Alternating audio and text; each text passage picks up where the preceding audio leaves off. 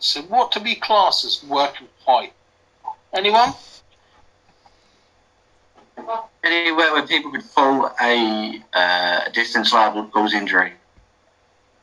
See that what it says there in red? Right?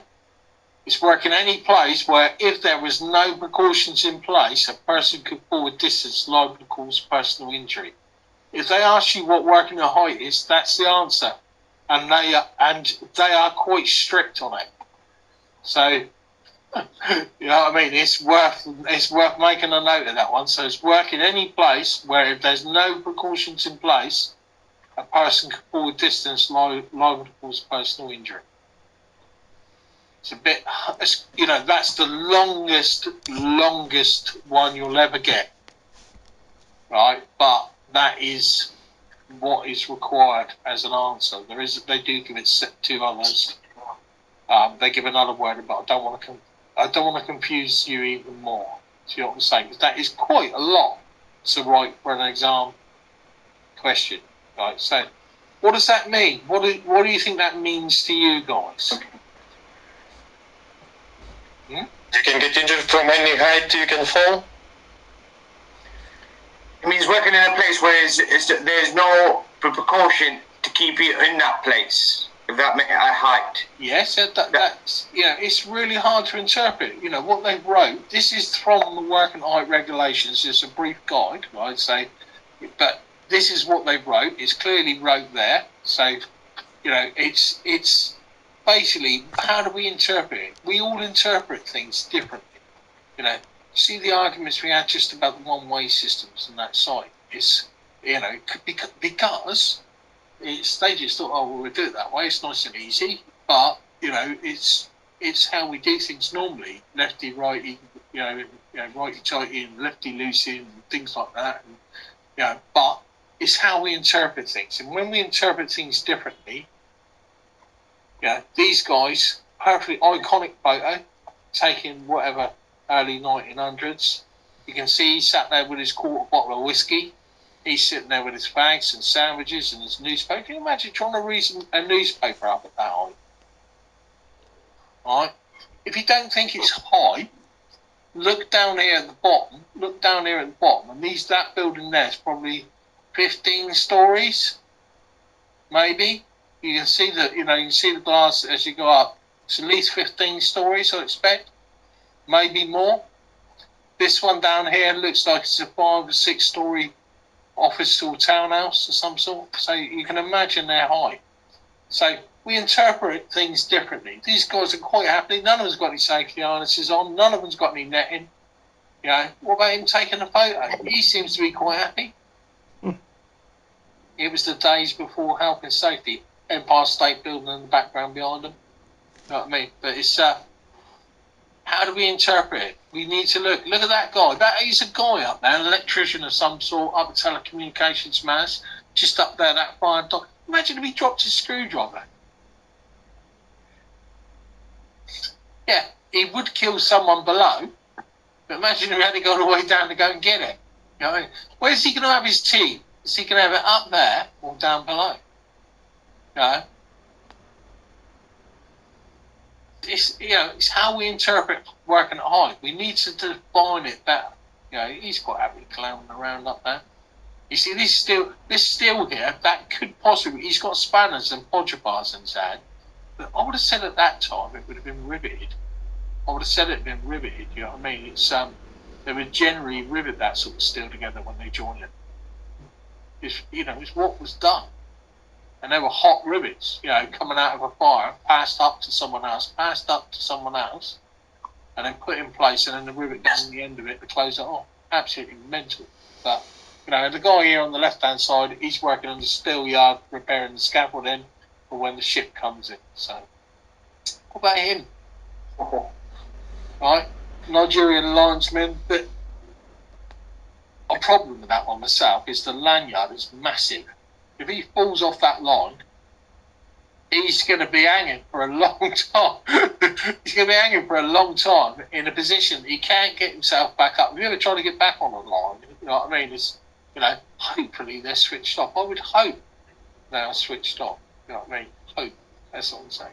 But So how do we define it? But back to how do we define it? We need to define it in some way.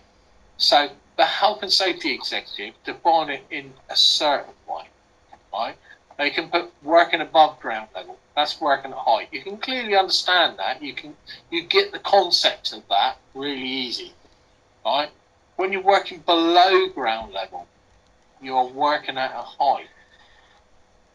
You are working at height. So minus is the negative figure, but you're still working at height. Right? This guy, not him, that up there, but this guy down here is working at height. Right? He's working at height. Even though it's only a small little hop up, he's still working at height. And so is he. Even though he's protected, he's still working at height. Right? HSE and the stats speak for themselves. Look at this. This is pre-COVID. Now, when you look at any HSE stats, you need to be aware of what you're looking at. It's highlighted up here in the corner. This is summary stats for Great Britain only. So we do not include our Scottish cousins or our Irish cousins. Right? Wales comes in that. Right? And this is 2018. Right? Because a reason I've done it is 2017-18, because that's a normal working year we was going full for. 2019, we had this little thing called COVID that come in and interrupted everything. 20, we still got people who's working from home and being sacked and everything else. It's still coming in 21, 22. We're still getting redundancies from COVID, you know what I mean? So, got to use figures from a time before, not because I'm too lazy. But if you look at this, 144 workers killed from working at height. 144 workers. It's a massive amount. 555,000. They used to packet of bags with that, 555, didn't it? So 555,000 non-fatal injuries to workers. That's self-reported figures. So that's over 7-day injuries. So that's when they've reported them. 3.9 million lost working days. Cost of the country, 5.2 billion. Horrendous figures, absolutely horrendous figures. Falls from height, 44,400. How many of them slips, trips and falls do you reckon were really falls from height? Yeah. How many of them were recorded wrongly? 20% probably. Even 5%, you know what I mean? Because, you know, at 30, 31, there's 100, you know, it's bound to be, there's got to be some come across there at the wrong, you know, you say, oh, they was on a little hop up, but they slipped and fell off, you know what I mean? But, well, it was only a hop up, so it wasn't working at height, really. Well, it was, actually. And it should have been recorded as working at height. But, you know, it's how often does it get recorded wrongly? Yeah, that's the problem, because if you record it at height, you then got to say, well, where was the safety measures in place? Where was the barriers to protect them? So, how do we prevent it? We start with a risk assessment. Same thing. And the first thing we always look at in a risk assessment is what? Eliminating. No. Avoid it. Avoid it? Can we avoid it? We always want to look at slopey shoulders. Can we avoid it in the first place? Can we stop doing it in the first place? Can we perform the work on the ground and lift it into place? Can we use extendable tools from ground level, like the window washers and things like that? Can we lower the lighting mass and change the bulbs rather than them to go up there with towers and cherry pickers and so on and so on? If we can't avoid it, what do we do then? How can we prevent the person from falling? Reduce or safety measures. Yeah, safety measures, physical barriers, scaffoldings, mutes, mobile elevated working clubs. Well, the netting is more of a collective measure, right? Yes. We're talking about trying to protect them in the first place, right? So you say netting will come in a minute, but that's when we minimise the distance. But what we're trying to do is we're trying to stop them coming off. You know, handrails, physical handrails. Yeah, physical handrails. Yeah, physical handrails. Yeah, exactly. The answers are there. It's just there. Look, it is there. See, so, but you know, it's just obviously you got to read it, but they are there. So you know, it's about how we protect you in the first place. If we can't do that, can we minimise it? Now we're looking at crash decking, soft landing systems, airbags, safety nets. But covering people from safety nets. Safety nets is a big no-no. They don't like them. Nobody likes them. And the reason is you can get trapped in a safety net and it's really hard to get people out. Right? They love crash decking. Crash decking is the in one moment. Everybody loves crash decking. And it's easy. Once it's constructed, you can work up that height. Do you have still have stilts on your sites or not? I want to use a dry liner, isn't it? Do you still use stilts or not? Whoosh. Stilts? Do you use stilts? Oz? Is it Oz you the dry liner? One or the other version of the other. right? No, with metal. Yeah. You still use stilts or not? For Yeah. the ceiling. Yeah, because stilts were banned at some stage, right? And they went away from them. Right? And they went away from them and they banned them. And they said, we can't use them anymore. Which you can use them. There's nothing wrong with using them.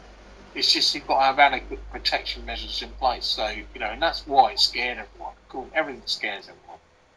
Right? So, if you can't minimise the distance with crash decking, you can use ladders and things like that. You can use hop-ups. You can use podiums. There's lots of other things you can do. People say ladders are banned. No, they're not banned. This is. You just need a permit for them. Yeah.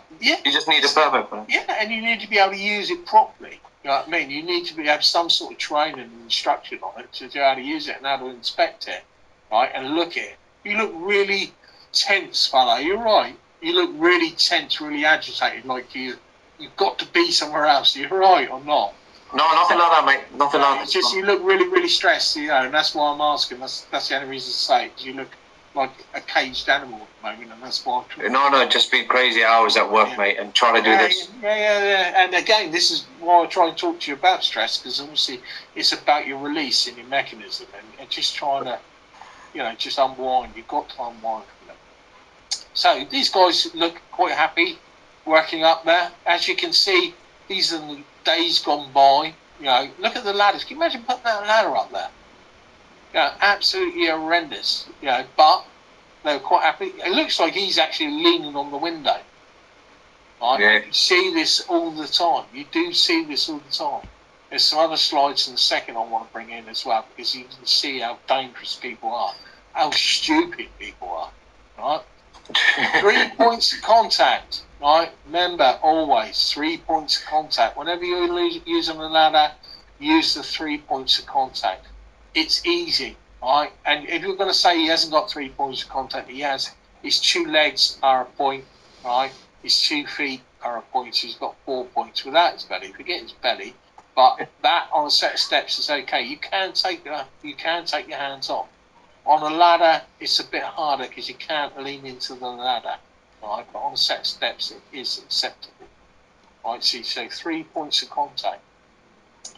So when you look at the law, it applies to every work activity, all work activities. It applies to people employed, self-employed, employees, employers, absolutely everyone, right? Absolutely everyone. No, is it Claude? You might be giving me a bit of feedback at the moment. So I might mute you, Claude. It's all right, I'll mute you. Right, so use competent people. We always want to talk about competent people all the time, right? Competent people. Just because you've got a training and a certificate doesn't mean you're competent. It's about the experience and the knowledge you've got. Prevent falls, reduce injuries. I can't be any blamer than that. Common types of access equipment, whenever we're looking at it, we're looking at scaffolding, we're looking at tower scaffolding.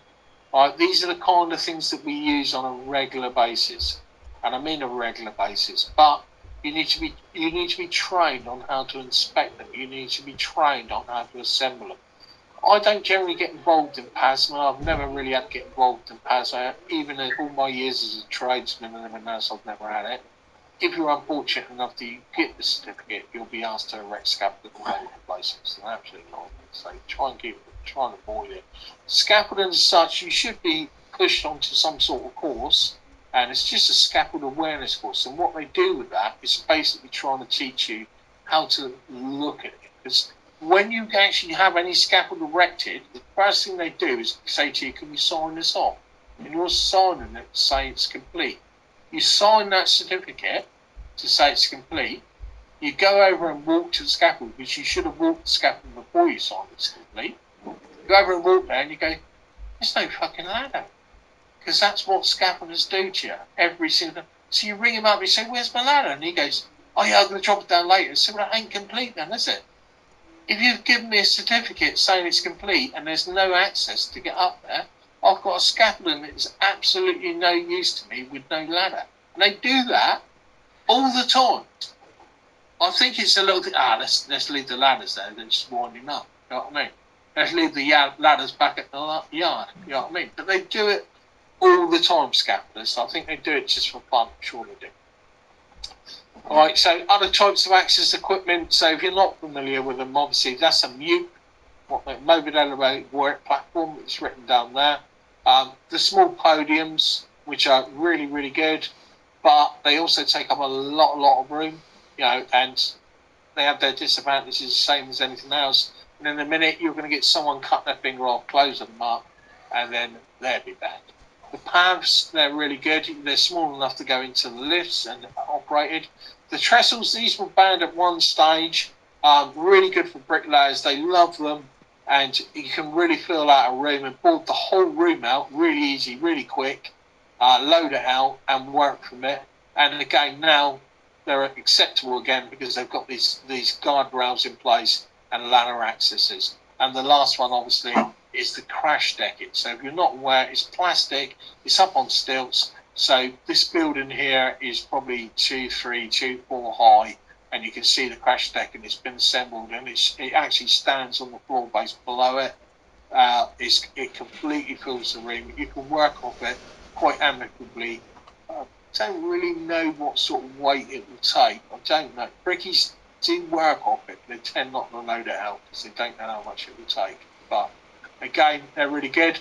Types of pickers, we got the normal spider picker there on the left-hand side. The cab picker, I've seen actual whole roofs been replaced with these. So this one here is a fixed piece of equipment that goes over the side of the building. So it's just been telescoped out, but basically he will come in and he'll go around the side of the building and he'll transverse and travel all around the building on it. So he's there for maintenance purposes. The ladder, if we need the ladder, what sort of angle will we be erecting the ladder at? 45. Hey? 75. 45? 75? 75. 45 like that, isn't it? Oh, yeah, 75, sorry. 70. So 90's like that. 75's like that. Sorry, 75, yeah. Yeah, 45. Come on. 45. Sorry. Yeah. Right, so 75 degrees or 1 and 4. So 1 metre out for every 4 metres up. And that's the harder way to remember it, but that's what it is. And when we look at this, safety first, always. Right? So a short film now about working at height from the Citb, because we like to do that. Let's just bring it up, stop sharing on that one. And bring up some window, bring up my Citb videos.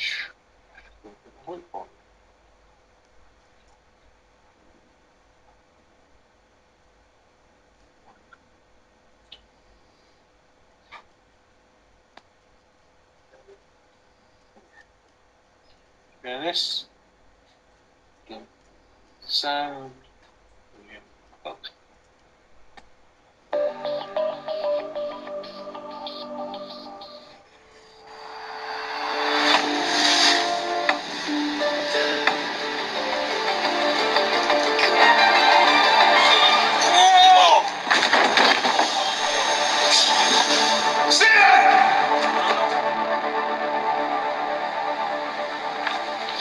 Since the incident involved a fall from height, I think it would be useful to know how you approach this sort of work.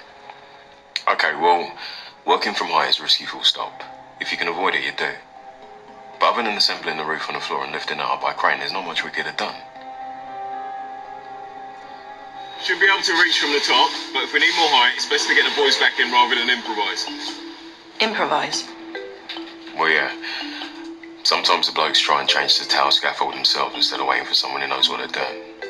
And your team would have known not to improvise. Well, yeah, but I would have stopped them anyway. Do you think the risk and method statement properly covered the work activity? Yeah, I think so. Here is the updated risk and method statement. Read it, okay, understand it, and follow it. If you can't reach and need an extension, just ask. Don't go climbing off the tower and onto the roof or anything stupid, okay? Did anything of note come up when you did the risk and method statement? Not really.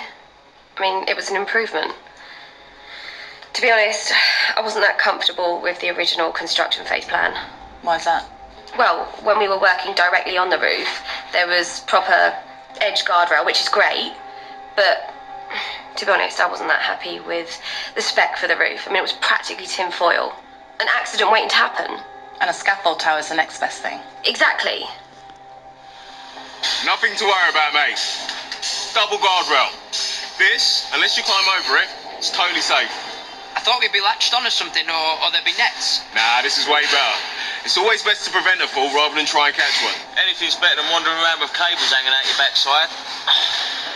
Unless you fancy a nice short bungee jump with a nice sharp stop. Don't I need to wear one of those tool belts with lanyards on? Nah, not on the tower, that's what this is for. Plus, Commander King's called off the downstairs and told everyone to stay out. What, you'd rather Derek back the forklift into us instead, would you? So you're saying that all the significant risks were considered and all the appropriate control measures were in place? Everything's as it should be? Yeah, as near as.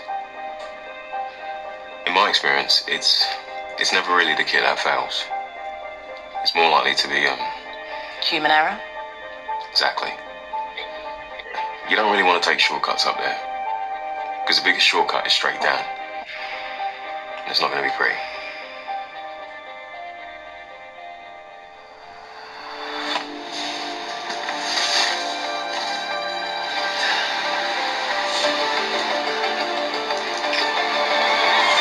No.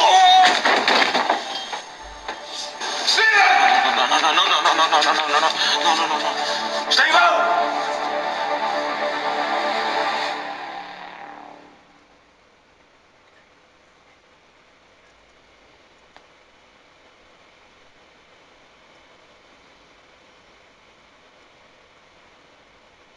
Who was at fault there?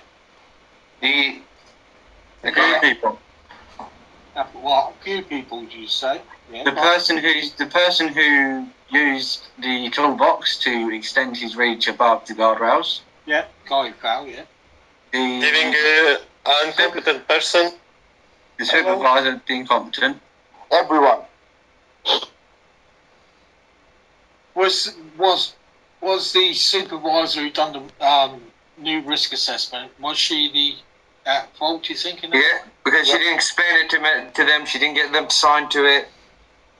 She didn't sit there and make sure they go through it and understand it. Here's the paper and do it, basically. Yeah, but there is a second film to that, and basically it's a little bit long. Would you like that one with their boss?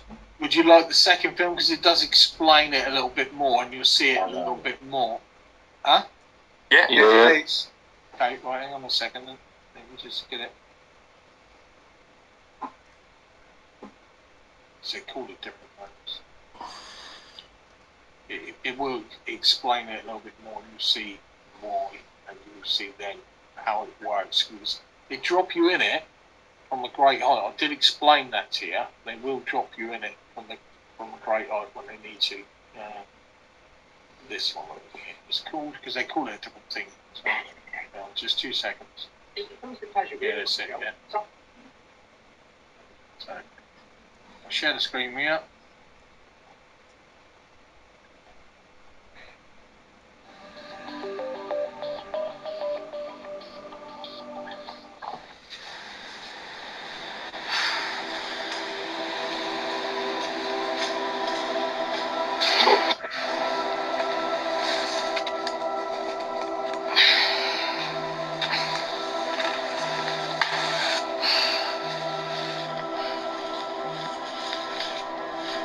Hi. Yeah. Well, as well as can be expected. They took him away about 10 minutes ago.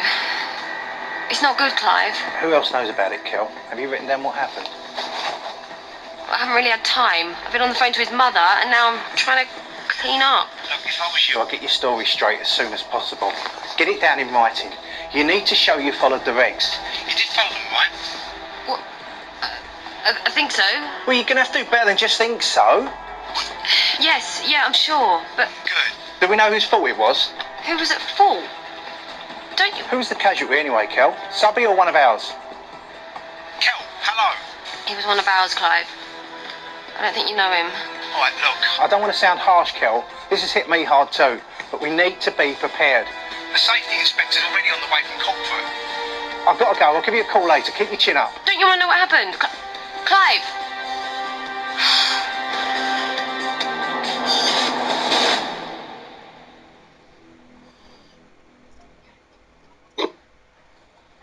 So you're here to find out if it was my fault then? I'm not here to judge you, Miss Jones. That's someone else's job. I'm just here to gather the facts. Maybe we should start by going through your risk and method statement?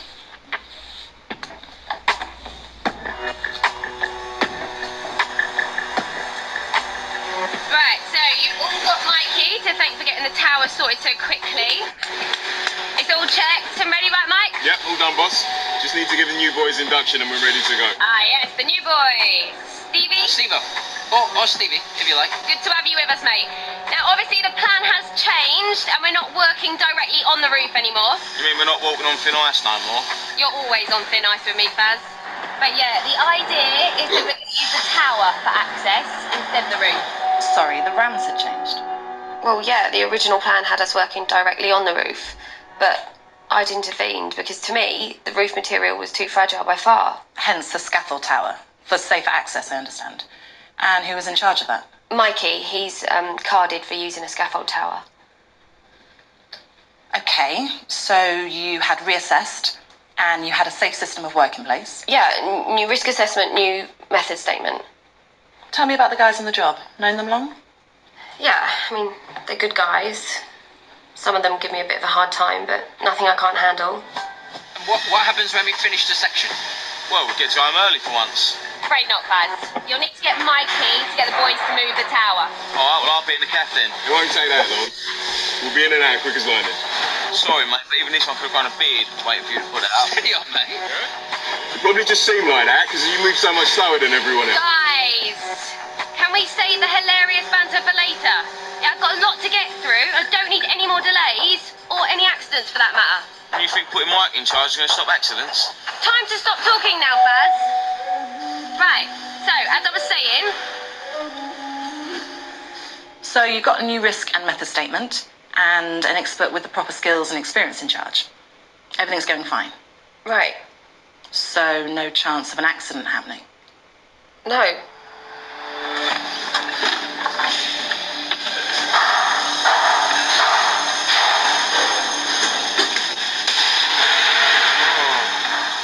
Feels a lot higher up when you're up here. It's not the being up high you need to worry about. It's the falling down that's the killer. Bleeding knew it. The tower's too short. How are we supposed to reach that? So do we need to ask for an extension? Not if we want to finish before Christmas. We'll make do.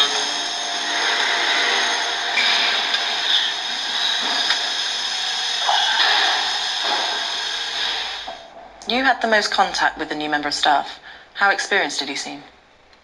Not very. He was just a kid, really. But he was keen to learn, so I showed him the ropes. What sort of things? I don't know, just what's expected of us on a job. So, what? Good practice? Shortcuts? Oh, no. More like I had to be efficient, I suppose. Being a more experienced guy, Why do you think the incident happened? I don't know. Sometimes these things just happen.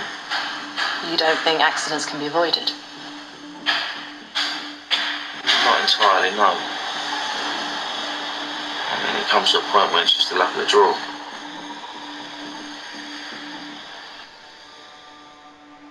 Why did you leave a new member of staff alone when you knew they were inexperienced?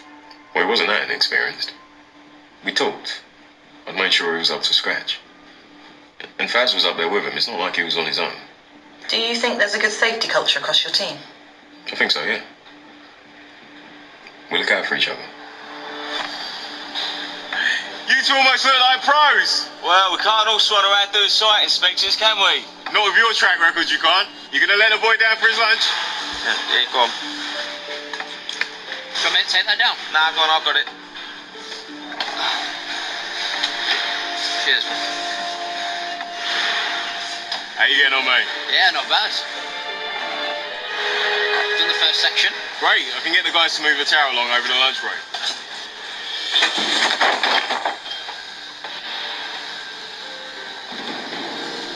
A near miss. Basically, yeah. And you reported this immediately? No, not exactly. Look, I understand the importance of having an accident book and reporting a near miss.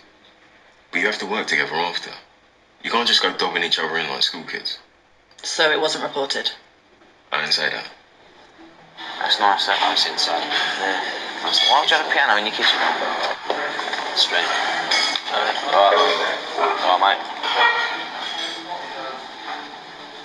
Bit of a close one, wasn't it, mate? Yeah, sorry, my fault. Told the governor yet? Not yet, no. You all alright? Baz. I'll get the teas in, shall I? Yeah, cheers, mate. Mate. Yeah, it's easy for you to say, isn't it? You ain't on your last warning. Kelly's not going to throw the book at you over this, Baz. Not if you tell her straight away. We both know why it happened. I won't do it again. Why waste everyone's time? Well, maybe it's not as simple as that. Of course it is. Look, it's best she finds out from you. Oh, what, gonna grass me up, are you? No, of course not. But you need to do the right thing.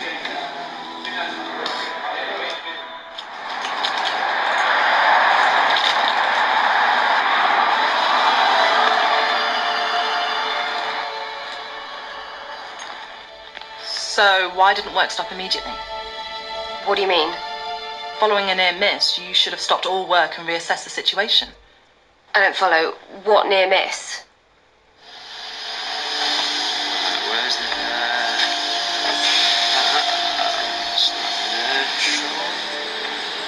You alright, mate?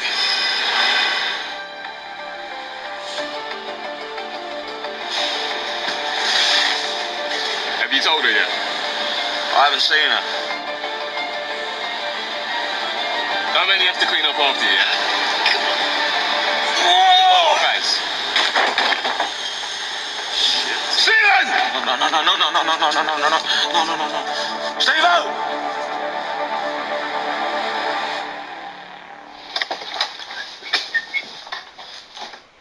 Oh, Kel, I've been phoning you. You okay? Just got off the phone to the hospital. He didn't make it, Clive. Oh. Oh, hello. Hi. Clive, this is Laura. Laura's from corporate. All right, that was quick. Paint's still way outside.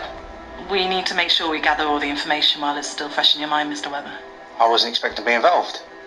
Well, as acting manager, wouldn't you like to give your side of the story? Should we go through?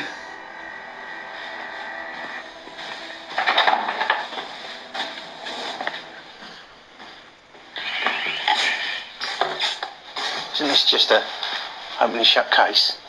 What do you mean? Well, he was just doing something he shouldn't have done, wasn't he? Don't get me wrong, we all make mistakes, but that's what this was. His mistake? Oh, yeah. How does health and safety work on your site, Mr. Webber? Everybody knows the rules, the framework's laid out. Kelly makes sure all the boxes are ticked. Everyone goes home safe. But not yesterday. No, not yesterday. But there's only so much we can do, isn't there? We can't hold everybody's hand if they decide to do something stupid. You think Mr. Williams decided to fall off the scaffold? Perhaps there were other factors that lead up to that point. Like what? Well, let's start with Miss Jones, Kelly. She's doing everything right, initially. She spotted a potential problem with the safe system of work, reassessed the risk, and made a new plan for safe work. Like I said, she gets it done. But what about her team? Could things have been different if she spotted and dealt with a bad attitude in one of her operators?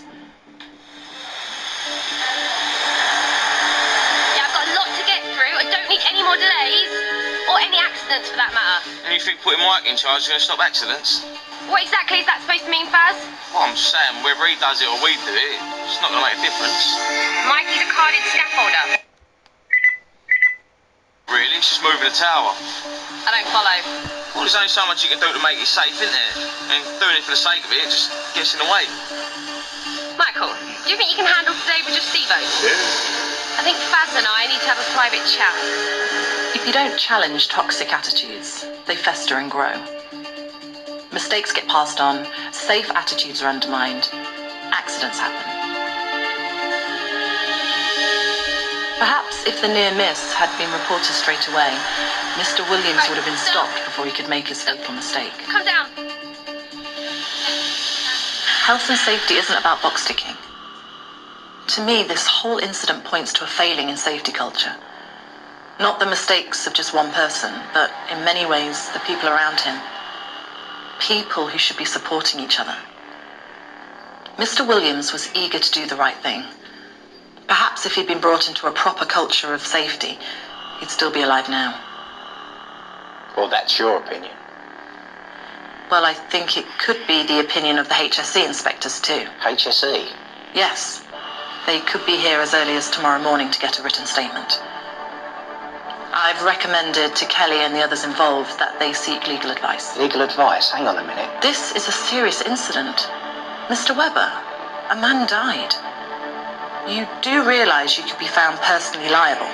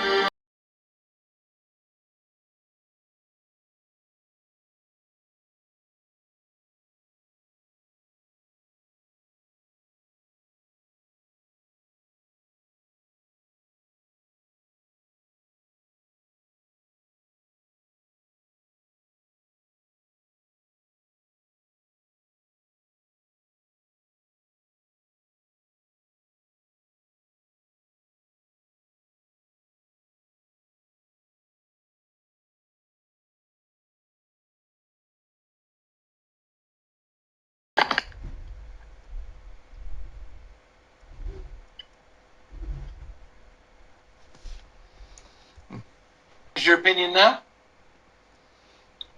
See the consequences of what happens? See what happens, where it goes wrong, and see how it escalates really quickly.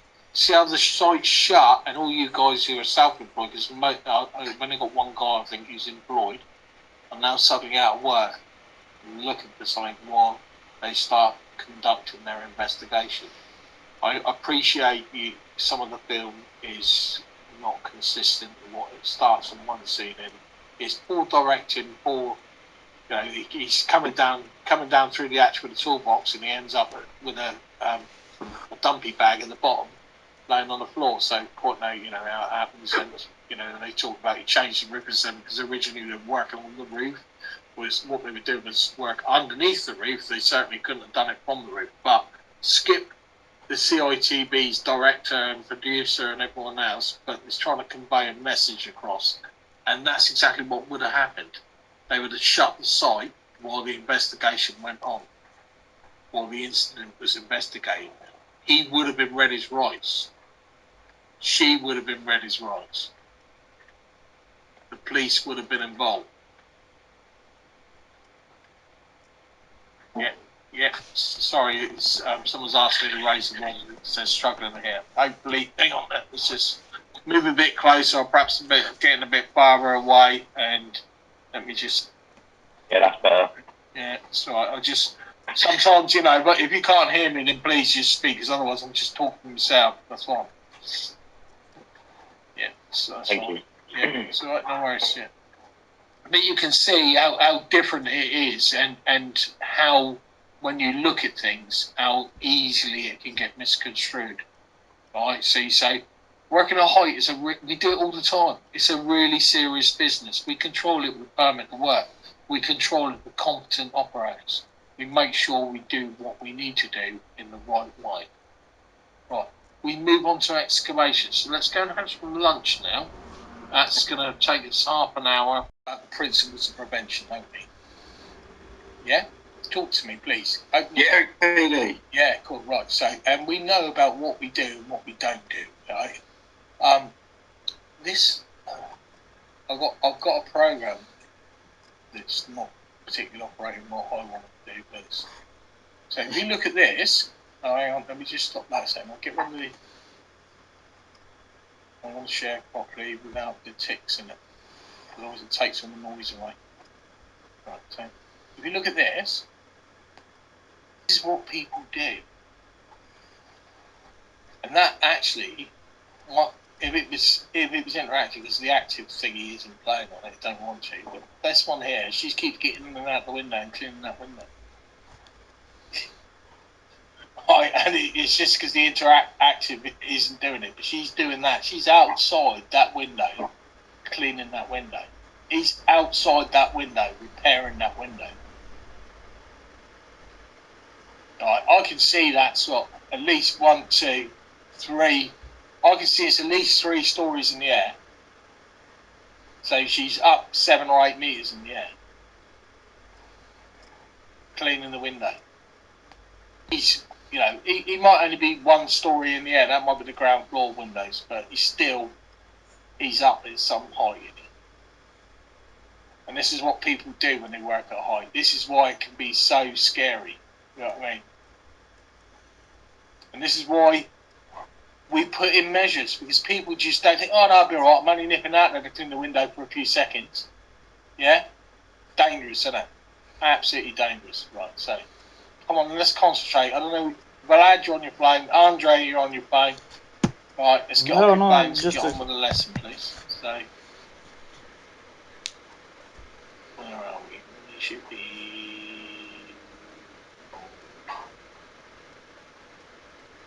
Just look on the excavation. Right, so we now start on excavation.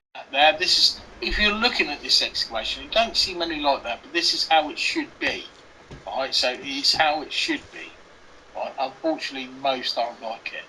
Right, so they've got a nice poling board in there, extended above the actual trench. It's got some nice supports, some acro props, and some timber shuttering to support it, might stop the sides from falling in. Right, you've got a nice big purlin that goes across that's supporting the services. You've got decent ladder access. Right, you've got guardrails, you've got tow boards, everything's in position. Unfortunately, we don't see them like that. We hardly ever see them like that, and that's the sad, sorry state of affairs when we're digging things. Right, this is another form. Right, this is a trench box. So if you're unaware of them, these are trench boxes. This one here again, this is a nice one with ladder access and guardrails. So they dig the hole, they drop the trench box in, they push the air up the side, and then they can work right down on the lower level. He looks like he's pouring shingle in there just to cover up the drainage that they've done, and then they lift the trench box out afterwards, and then they just slowly lift it out, and the ground compacts around it, and then they start rolling it in and filling it up. But that's the kind of thing when we're digging trenches, the kind of thing we should have in place. Trench boxes, ground workers don't like to use them, and the reason they don't like to use them is they can't get the bucket in there, right? Because of all the supports on the side. But massively dangerous without them. Massively dangerous without them, or without some other supports in some way, because we see it all the time. It's a confined space, and they don't consider it as a confined space until they do confined space training. Right? Once they do confined space training, then realise that they obviously they can be drowned from free-flowing solids really easy. So I think a couple of you are on HS2, aren't you? Are you a couple of you on HS2? But this is the kind of excavation you would see on HS2 with a decent ladder access. These guys working down on there, or this one, which is a maybes one, which is what should be on every site, and it isn't. Right? I've never ever seen that on any site that I've ever worked on, and Should it be like that? Yes, it should.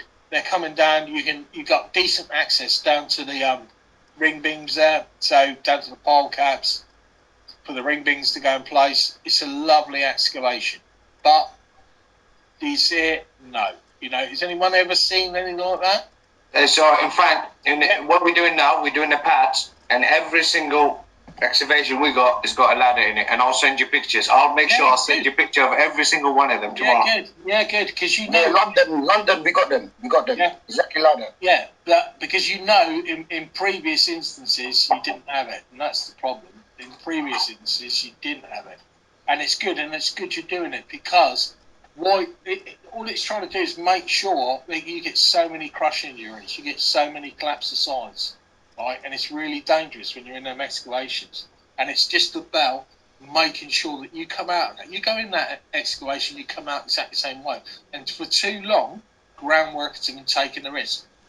Nodge has already told you about the incident on the bucket, getting lowered into the trench, and that was done all the time. All the time. You see it done all the time, right? And at one stage, they stopped all machines doing any lifting. But then, you know, that seems to be back into it now again. Although they don't have loader certs on them. I mean, they probably only have pure certs on them. I don't know. But, you know, so when we look at excavations, this is the kind of thing we typically see. This guy here in the middle, it's a bad picture. It's not the greatest of pictures. There is guardrails, there is handrails, keeping everyone back and out of the way. And these guys are working in the trench. Someone up at this end's on the dumpy level, sighting them all in, and they're doing the drainage. This is a typical one. It's all banked back, it's all back. It's not particularly clean excavation, but it's fine. Right, it is fine. I've never seen a ring beam like this down here, because he's got the concrete blocks in there. And I mean, concrete blocks in there means he's got on a foundation of some sort. Yes, foundations. Yeah, he's got foundations there to put the concrete blocks on, and he's doing a ring beam. Yeah, it's just, but you know, it's obviously something an engineer spec in some way, sort of thing. Because obviously this is a general ring beam, and then you'll get the plastic down the sides to retain the concrete and keep it in place.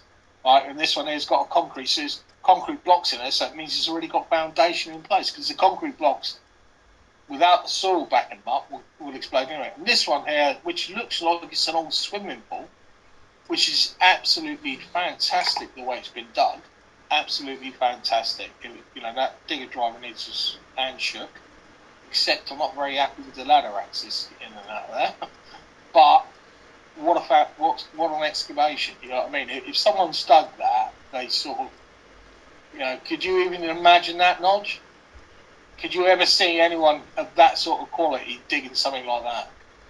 That looks good, man. That looks good. Yeah, but it's just all the sides are absolutely perfectly clean. It looks perfectly clean, and it's been dug out. So, and obviously when you're looking at collapse there, he's got just as much danger in that one as he has in the other one, because the sides can fall in and crush it. So when we look at this, somebody works for Maybes, don't they? Does somebody work for Maybes? Is that on here? No, I get confused sometimes with the amount of people I see. Do you see any of these anymore? The blocks to stop the. Do you see them on site? Yeah. Yes. Yeah. Well, you know, they sort of died of death. They certainly died of death down in the south. Why? Because people steal them and take them home. Yeah, because it's a nice big lump of timber, heavy lump of timber. Two, they are a size, and if you're going to use them, they generally use the old sleepers. Is that what you're talking about? The sleepers? Yeah. Yeah, well, the sleepers won't really stop a dumper. That one will. Right, I mean, that one will. That'll stop a dumper. But a dumper will get over it if he needs to. But it would generally ground midway. But the sleepers, they can just run over the sleepers really easy. You know what I mean? But you don't see them so much anymore. It's generally done with banksmen, and the banksman will control what comes near to the trench. But obviously, the dumper is sitting there. He can easily make the side of the trench collapse. It's all right for him. He just put it in reverse and get out. You know what I mean? But the guy in the trench who's getting it to tip it into him, which happens quite a lot, is the one that gets crushed. So obviously this one over here on this side, this is a trench a man a great big manhole, if you like, made and with a crane and access ladder system down into it. So the ladder system lets them in, the crane brings the materials in. This one here, take a look at this, because this is what Nodge was on about, and this is one of the things I think James was on about. I think I showed you this one. Did I show you this one because you were talking about it? Yeah, you showed us. About the supervisor who, I've shown you everything, Oz, so, you know. Oh, yeah. No, but this one, I think last week you showed us. Yeah, that's what I thought it had. It's only because of definition, but that sort of thing you see all the time, especially utility companies. As I say, I'd question whether it was 1.9 deep, but it looks like a typical utility company excavation, but it should have some shuttering in there, some sort of cage, some sort of protection for the operators working in the trench.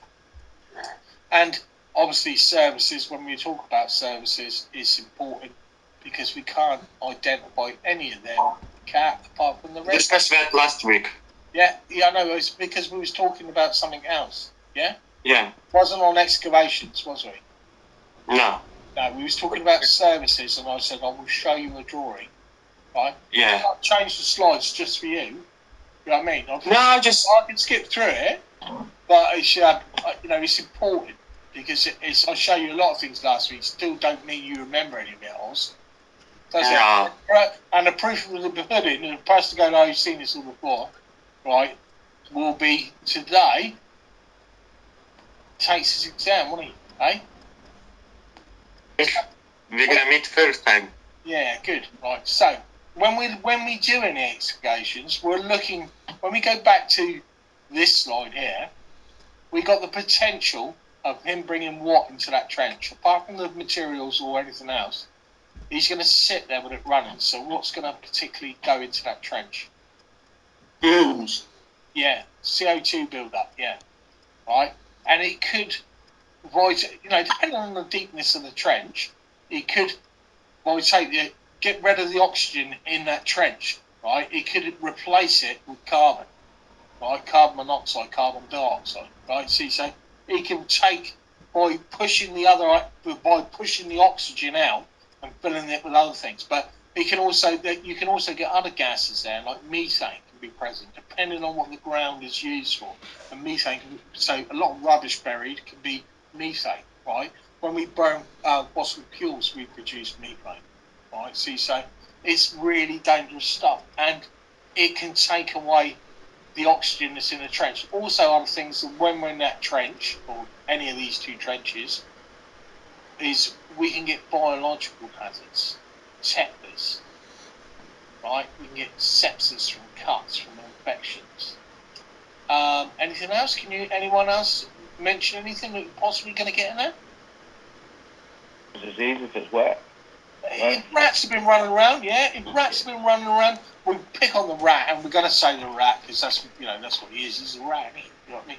We're going to pick on the rat, but if he's running around and he's pissed all over the place, the chances are we're going to get Wales disease as well from there, right? And our bodily organs are going to start to shut down, and we're going to get flu-like symptoms, right? See, so this is what's going to happen to us. So they're the biological hazards we're going to look out for. We're also going to be struck by possibly moving plant, because we've got a lot of plant spinning around, moving around.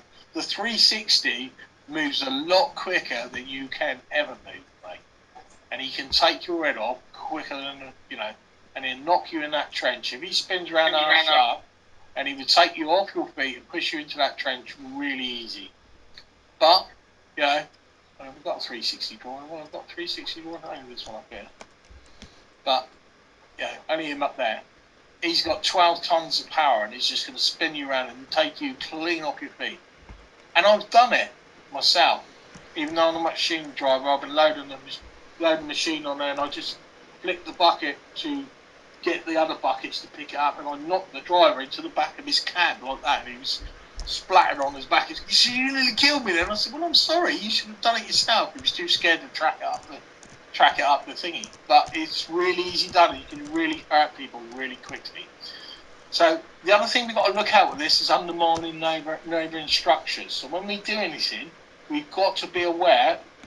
This one here shows it where he's working close to something else. Let's get back to it.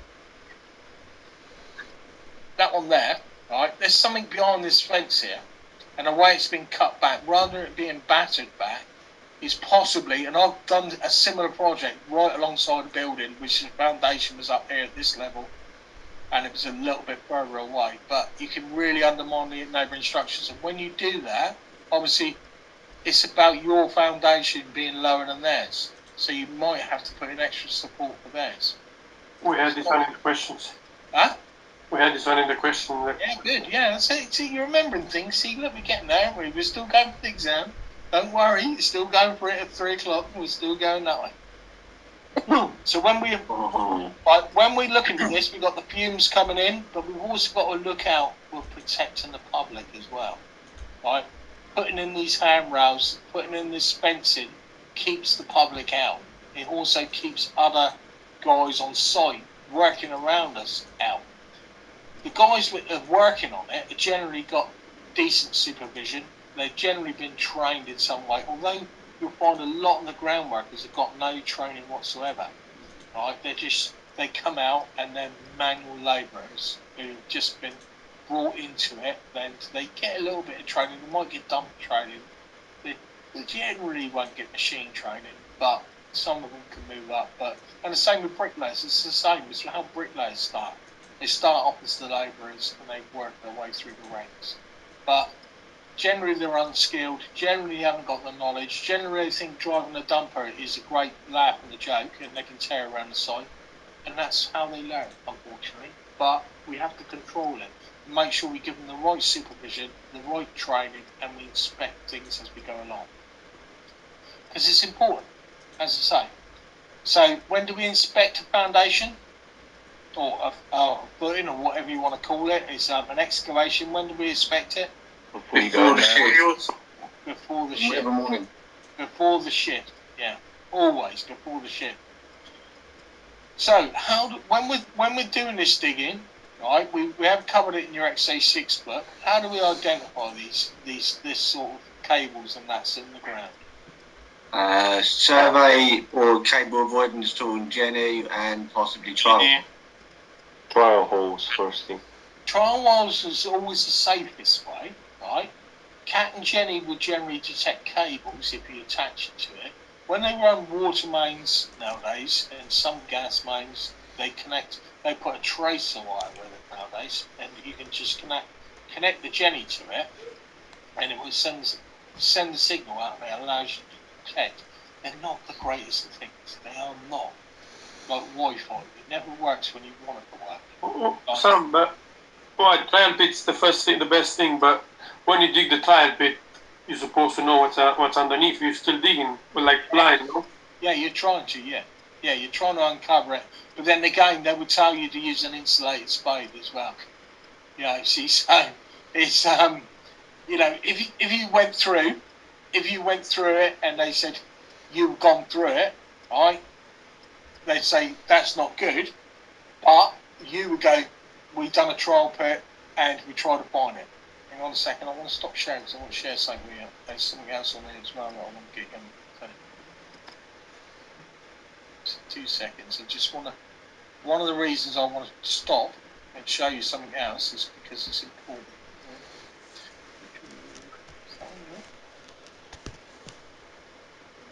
2 seconds. Oh, I don't know if it's showing.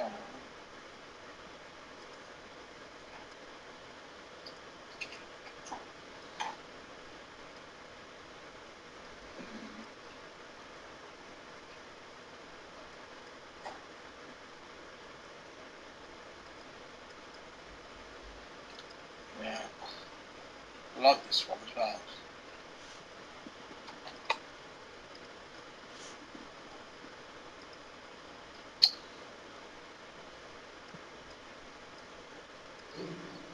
Can't get it. Right, it's because I've changed computers. I've got 2 computers. I've changed computers. The other computers, it's showing you a nice little DigSafe one, and the DigSafe one, he's there. He's working away. He's just jackhammering away like this. So he's breaking up concrete. He goes straight through the HV cable, there's a massive great explosion, a massive great bang, and you see him throw the thing in the air and jump, run out of the trench and get out of there as quickly as he physically could, right? And he did survive, luckily. But, i.e., why we look at things, dial before you dig. Have you ever heard of dial before you dig? No. No?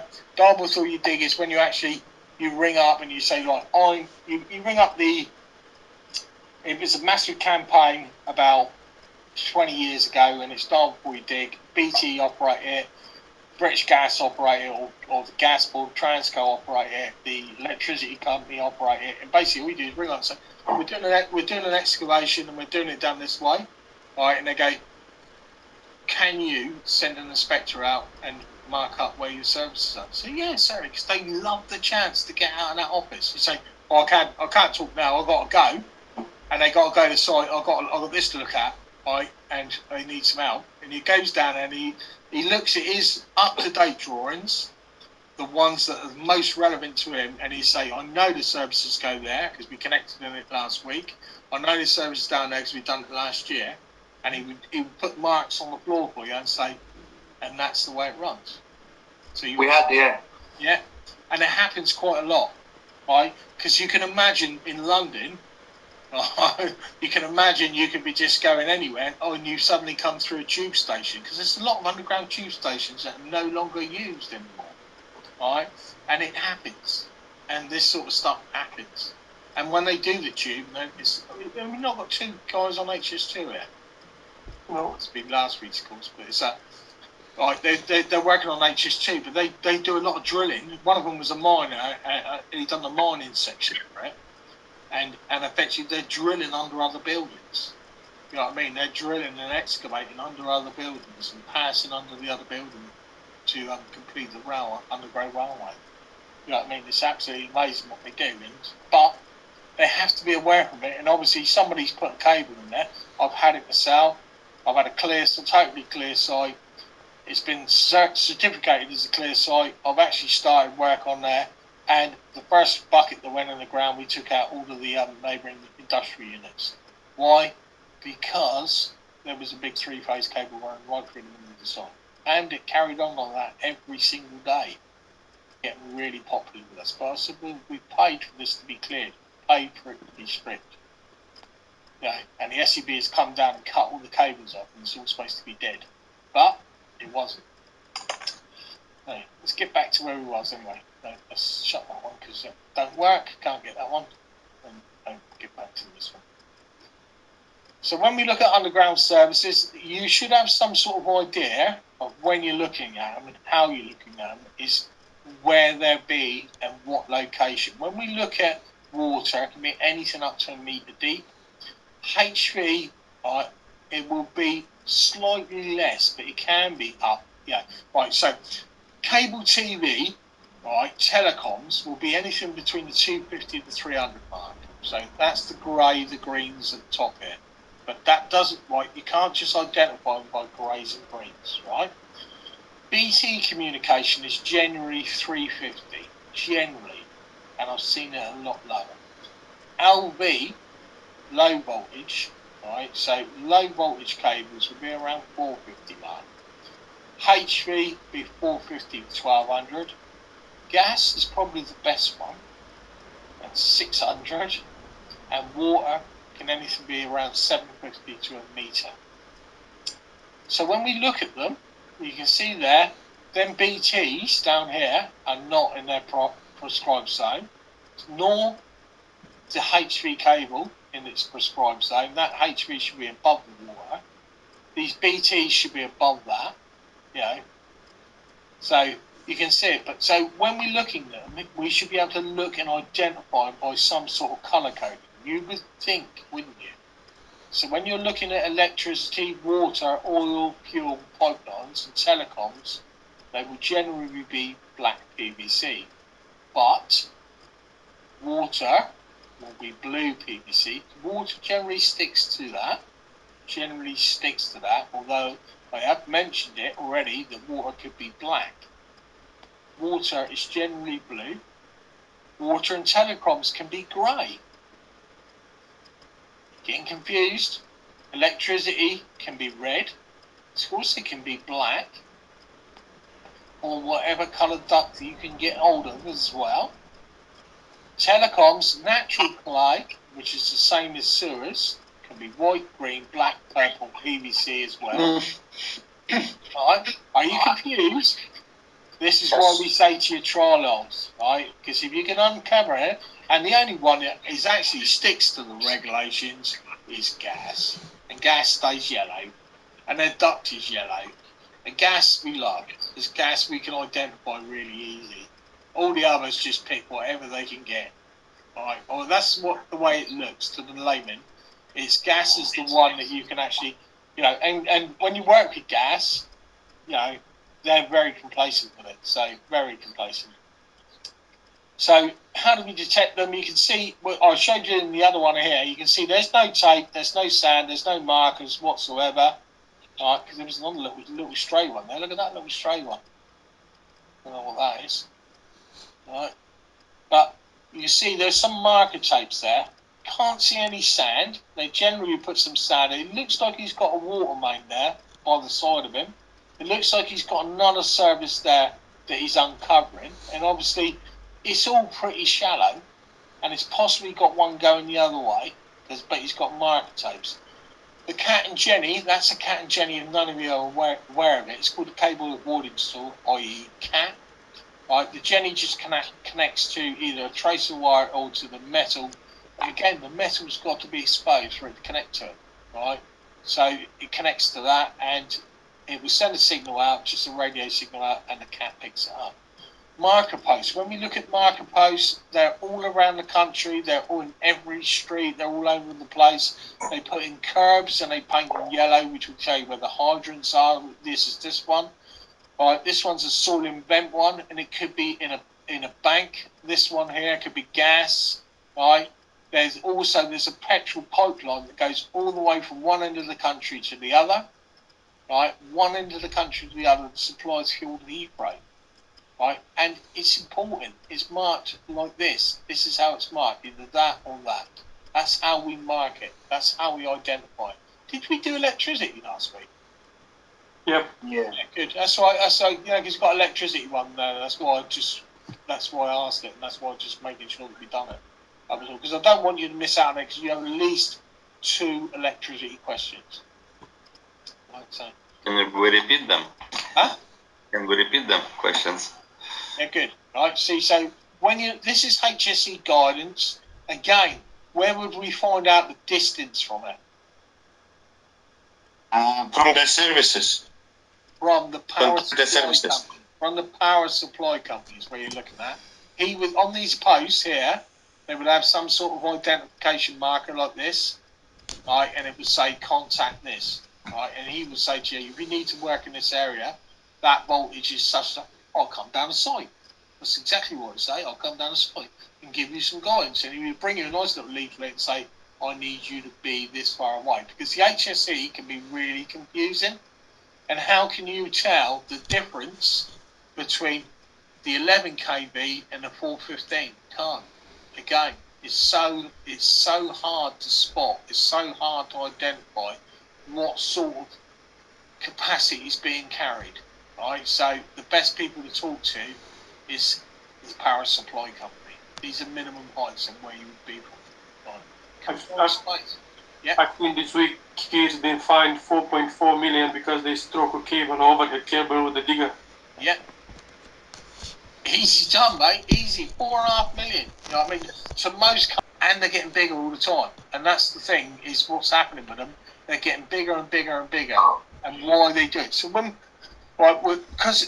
because we were talking about excavations, right, it brings us into confined space as well, because an excavation is a confined space, right? It is a confined space. I'm just trying to, I've got a picture here, I just want to bring it up.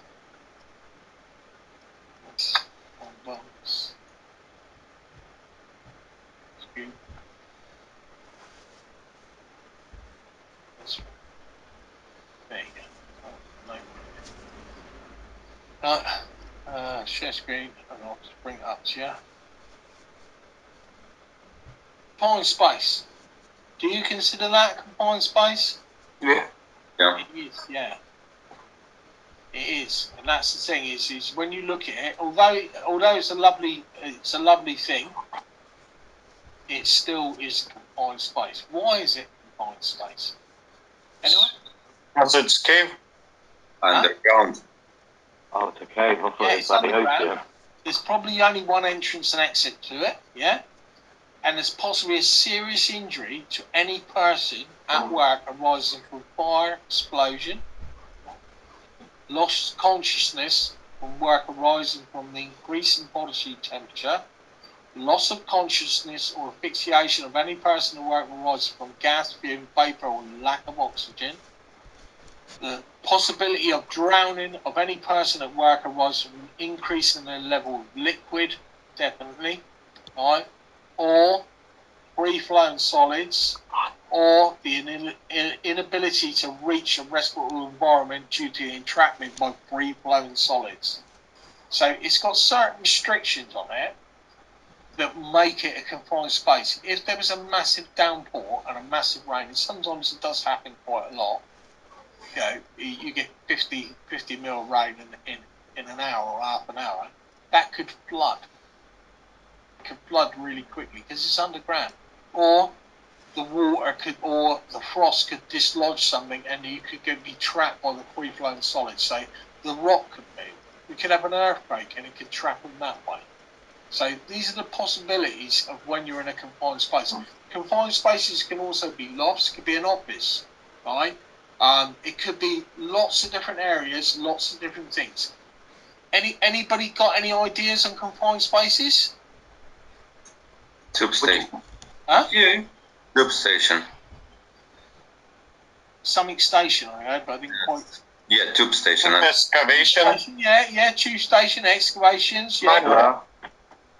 Anyone else? Give me something. Manholes. Big manhole. Yeah.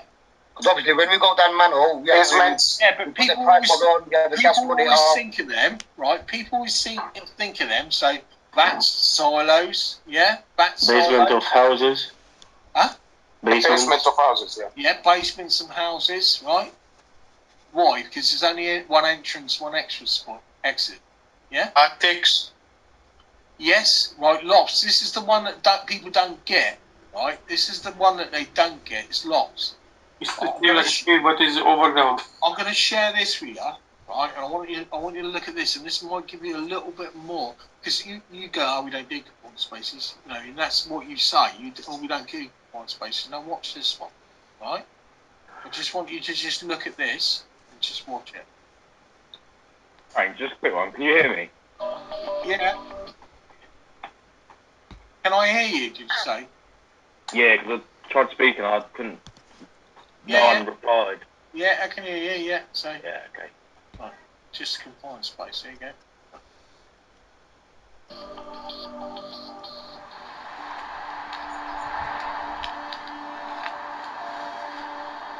Whenever I thought about a fatal accident on site, I thought of a fire or a fall from height. I guess I didn't think hard enough. He was doing me a favour. I was in a tight spot with a client whose wife had her heart set on a vintage restoration. Everything left to the last minute, obviously. Dave stepped in, saved the day. Maybe if I hadn't rushed him, he'd stop for a breather. I don't know why he didn't just open a window.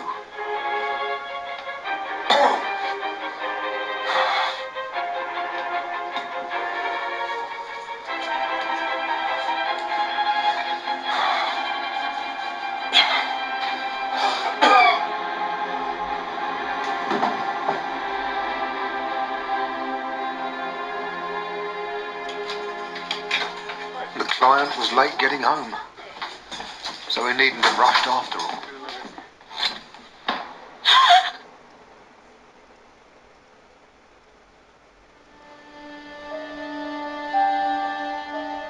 If I could trade places with him, I would.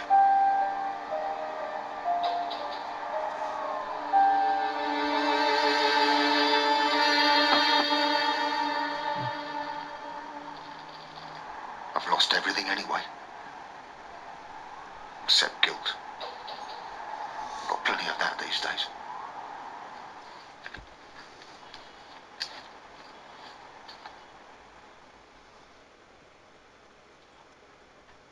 Didn't consider it, did you? Yeah. Bathroom. Easy, innit? Why we, instead of opening the window, he turned the radio up, I don't know. But, you know, there's no method in what people do. It is what it is. You know, but... Just a quick one, Frank. Huh? Could you argue and say that site cabins are confined spaces as well? And what, sorry? Site cabins. A site cabin is a confined space. It is confined space if it's restricted. What you got to look at, you see, that bathroom wouldn't actually be a confined space. Why? Why wouldn't it be a confined space? He has a window. He's got a window, yeah. He's got a window, and it's probably a 450 opener, as you know, right? Because it's the only entrance. If there was a fire in the hall, you would have at least a 450 opener allowing them to get out of there. Right, see, so technically, as I say, you can't really knock the Citb because some of their directing and producing and script writing, but they do pick some strange things when they say it. You know what I mean? But you've got to look past that, and it's like, you know, was it because a lot of bathrooms are integral and got no window, right? A lot of bathrooms have got no window. A lot of them are integral. So, and then it definitely would be a confined space by its very nature. Yeah. Our countries and their buildings are bathroom, toilets, one door only. Yeah. And no window. Only. Integral, no windows. No. No, see, so, you know what I mean? And if he was in there working, doing like what he was doing, it would become a confined space. Yeah. It's very easily done. The bathrooms with no windows is probably the worst bit of building we've ever done.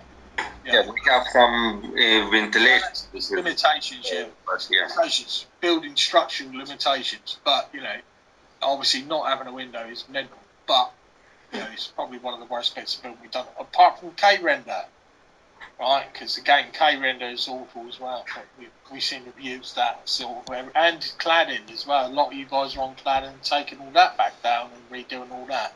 Why? Because it's a bad bit of construction that we've done and shouldn't have done, and hopefully it will all get put right in time. But yeah, so confined space, it can be really dangerous. We've really got to watch out for it. We've really got to be aware of it, and we've really got to risk assess it in the right way. So when we're looking at confined spaces, bats, silos, ships, holds, any open tops, the cement silos on site, any tanks, large tanks, if you're working in refineries or gas places or something like that, and anything we do in them, like welding or spraying or using chemicals, can make it a confined space just by its very nature, right? So we are sort of about there. We need to. Is there anything else I've not covered? And is there anything else that you would like?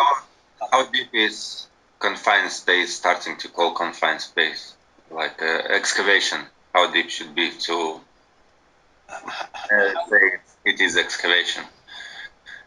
It's like there was one question. I think 1.2 meters or. No. There's no meter. There's no meterage on it. It's just by that very nature. So if he's got a chance of being crushed, so it would have to be above waist height for him to be crushed to crush his bodily organs. Yeah, so it would have to be around that sort of weight.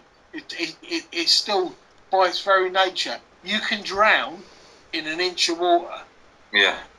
So by its very nature, it doesn't have to. There's no guide on it. This is why you guys always want to define things like, let's put a marker on it, a measure on it, right? And this is why the working at height regulations, it used to be 2 meters, and they've taken it away because they said actually you can work at height below ground level. Because you say, well, he's working 50 foot down in the ground, he's down in the mine, and so he's not how can he work at height? You say, because he's going up and down the ladder to get to 50 foot in the ground, right? So he's still working at height. It's just a negative value, right? So you guys always want to put a value on it. Generally, I find as well, you guys always want to put a cost it's always about money. How much compensation you get? You always want to talk about compensation as well. Yeah, and you can hear some of the fines. You can hear some of the fines that's kicking around. IOSH one at the moment. I think I will look it up. But there's a fine kicking around about a plasterer using his mixer, a panel mixer. It's come round and he's caught his arm, and he's had to have his arm amputated. And I think it was 450,000 or something like that, or 2.5 million, one of them, right? Because he's had to have his arm amputated. Yeah, unbelievable, absolutely unbelievable. And I worked with a guy who used to be a plasterer, right? He had his arm amputated because he couldn't. It was dead. He couldn't use it anymore. And he became a bricklayer. So he had a one-arm bricklayer. But he used to be a plasterer, and he had to change trades because he couldn't use his arm anymore. Killed it basically. All the years of plastering, whichever iron he was using. But yeah, he became a bricklayer instead. So yeah, it happens. Shit happens. Of course it does. Right, but we're trying to protect you. We're trying to protect you the best way we can. Right, exam paper, isn't it now? So exam paper. Then we have a quick little